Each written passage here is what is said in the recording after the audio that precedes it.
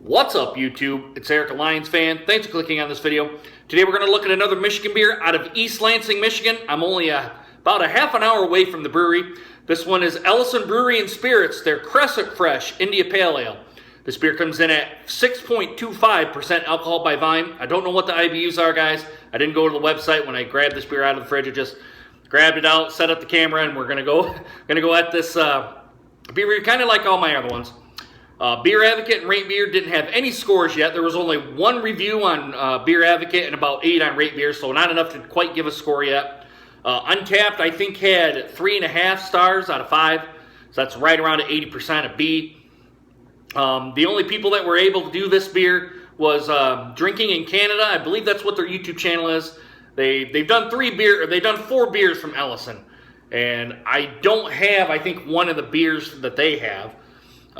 But anyway, they did this beer. They gave it an 8.3 out of 10, which is a B minus. So B minus beer, right around there. So without any further ado, guys, let's go ahead and crack this top and see what we got here.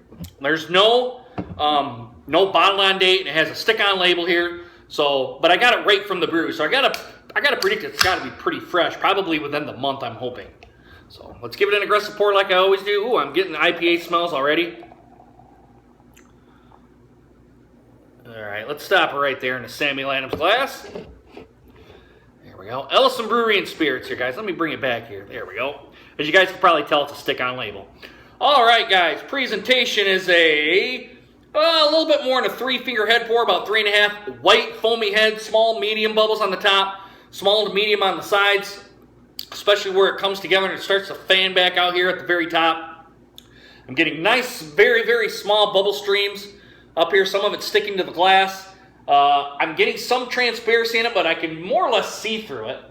But there is some transparency, like hop haze, something like that, I would guess here. Looks like a pretty nice IPA for a 6.5%er, guys. Let's get a nose on it. Let's see what we got. I'm getting pine.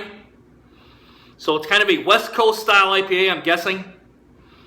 But I'm getting your hop smells like your melons, grapefruits, mangoes, pineapple, orange peel. Perhaps some lemon in here too.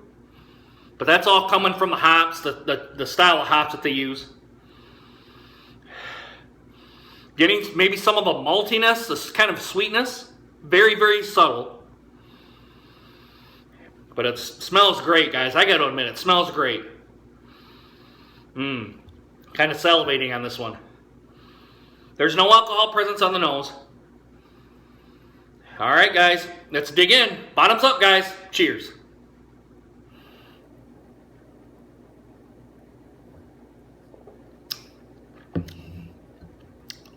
Right away, it's a bit thin. Right away. I'm getting your IPA notes. The bitterness is kind of right in the middle, and as you swallow it, the bitterness kind of goes away. No alcohol presence on the tongue either.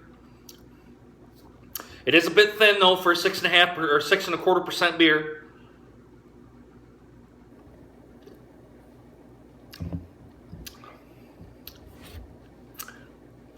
I'm getting some pine. You can tell it's a West Coast style IPA by the pine.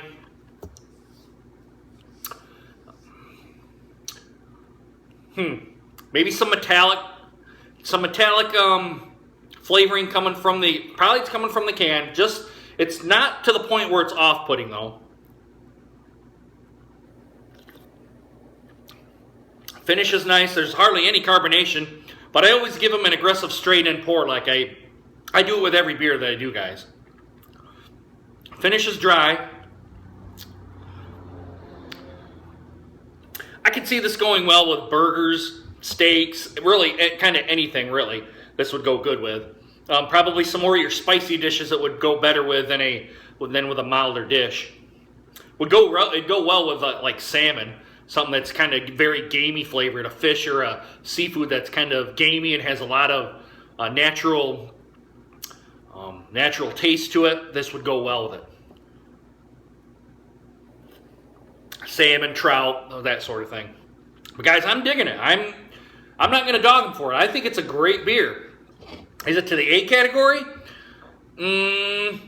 I don't think it's quite to the A category. It's a little thin for 6.5%, but I'm digging this beer, guys. I'm gonna say I'm digging. I'm probably gonna give it about an 87, which is a low B plus for me.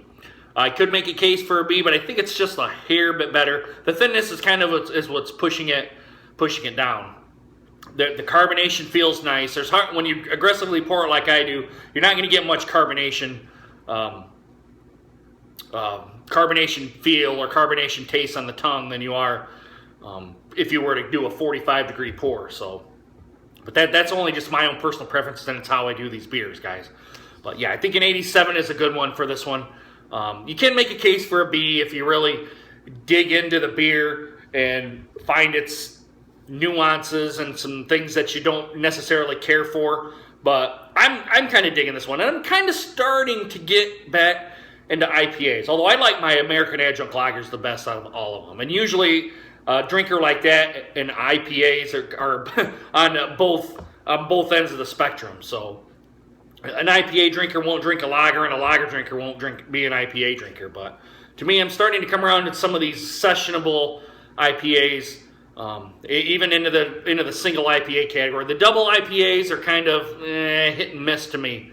But yeah, I don't want to kind of detract from what I'm getting here from Ellison, guys. But guys, I think it's a great beer. I think an 87 is probably an accurate score. You could make a case for a B, but that you're really nitpicking if you're going to get to there, guys. So, guys, what do you think of Ellison Brewing, their Crescent Fresh IPA? What do you guys give it? Do you guys give it an A, B, C, D, or F? I give this an 87, a low B plus. I very well could have given it a B if I would have kind of critique it a little bit more, but I think an 87, a B plus, is probably good. A little bit better than average on my scale.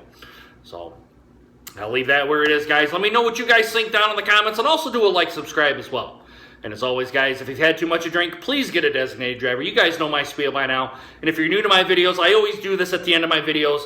You guys, don't try to be a hero and try to drive drunk, because you're going to get pulled over. You're going to do all the crap that the officer wants you to do. Then you're going to get thrown in the back of a cop car. You're going to get jail time, court fees, possible prison time. And guys, if you hit or kill somebody, you're going to be in the slammer for quite a while. And if you kill yourself, you're going to be 6 feet under, right? Just don't do it. Get an Uber, taxi. I don't care what you do. Just do not drive home drunk. Have your buddy come get you in his car, or take your car and drive it back. Just something, okay? Do not drive home drunk. It's stupid on your part, and you could end up killing somebody, right? Anyway, guys, I hope you guys enjoyed this video, and hope to see you guys again soon. Deuces.